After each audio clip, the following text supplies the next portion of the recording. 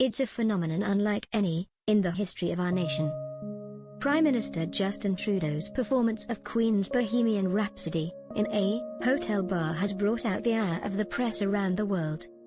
British, American, and Western European media hit the head on the nail when describing Mr. Trudeau as a narcissistic dictator.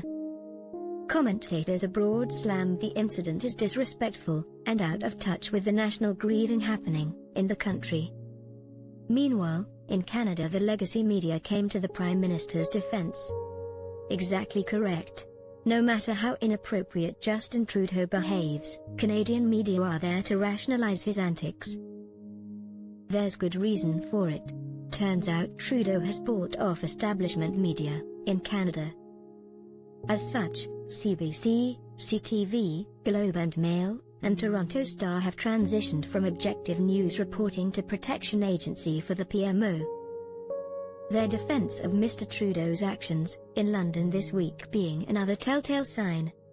An article from alternative media outlet True North News encapsulates the situation. #Trudeau Must Go goes mega viral on Twitter, highlights the diversity of Canadians opposing Trudeau's tyranny. The #Trudeau Must Go has gone viral on Twitter as of Sunday with over 400,000 plus tweets, now 500k. Calling for the resignation of Prime Minister Justin Trudeau. Degree of exposure from the Canadian press? Not a word. Prompting CAP to draw an unprecedented conclusion. It's not only that millions of common-sense Canadians want Trudeau gone. Sick of race-guard prostrations and transgender obsessions, people around the planet are calling for RPM's removal from office. Is the whole world sick of Justin Trudeau? This appears to be the case. Yet, in office he remains, wrapped in a cocoon of non-reality.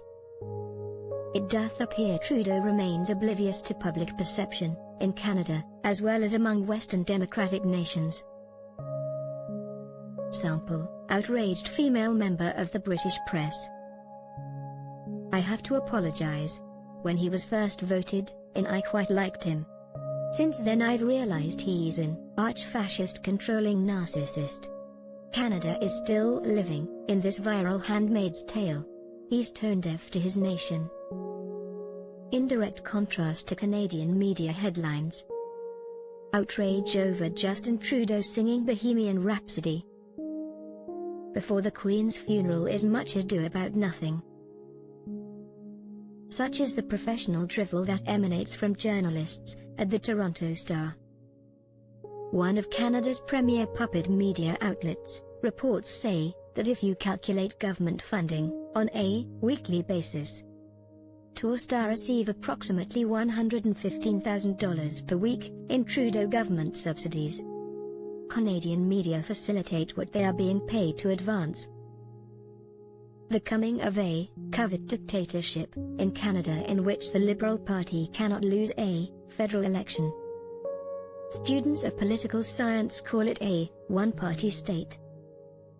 Hidden from public purview is the fact that government and media have formed a communist-oriented partnership of societal seduction. In truth, the entire world can see Justin Trudeau for what he is.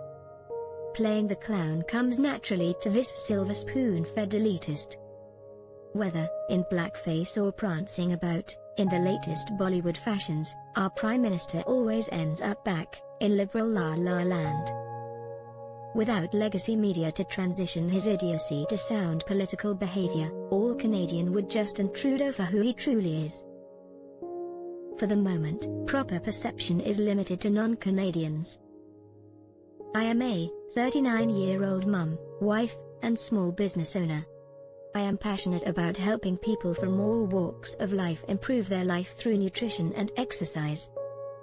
Because I chose to do my own research, Trudeau called me a misogynist, racist, and segregated me. #Trudeau Must Go.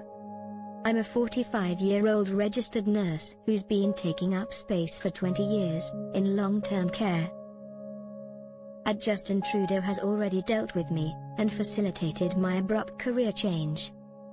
According to #Justin Trudeau, I have unacceptable views and must be dealt with. #Trudeau Must Go. 400,000 tweets and counting for Canada's well-loved neo-communist dictator.